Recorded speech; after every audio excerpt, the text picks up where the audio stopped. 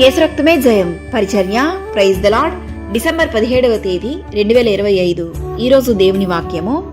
నీ ధర్మశాస్త్రము నాకెంతో ప్రియముగానున్నది, దినమెల్లా నేను దానిని ధ్యానించుచున్నాను.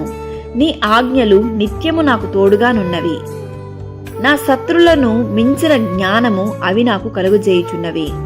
నీ శాసనములను నేను ధ్యానించుచున్నాను, కావున నా బోధకులందరికంటే నాకు విశేష జ్ఞానము కలదు. కీర్తనలు 119వ కీర్తన 97 నుండి 99వ వాక్యం వరకు. అవును క్రీస్తునందు ప్రియులారా, యెహోవా ధర్మశాస్త్రమునందు ఆనందించుచు దీవారాత్రము దానిని ధ్యానించువాడు ధన్యుడు. పరిశుద్ధ గ్రంథంలోని వాక్యం చదివి వాక్యానుసారంగా మనం జీవించాలి.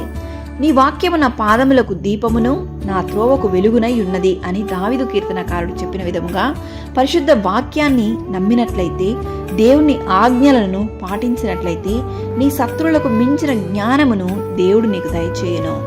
నీ ఎదుట నేను పాపము చేయకుండానట్లు నా హృదయములో నీ వాక్యమును ఉంచుకొని ఉన్నాను అను వాక్యం ప్రకారం మన హృదయంలో దేవుని వాక్యం ఉంచుకున్నట్లయితే అది మనల్ని పాపపు మార్గంలో నడిపించదు, పరిశుద్ధమైన మార్గంలో మాత్రమే నడిపిస్తుంది. కావున ప్రతిరోజు దేవుని పరిశుద్ధ గ్రంథాన్ని ధ్యానించండి, వాక్యానుసారంగా జీవించండి.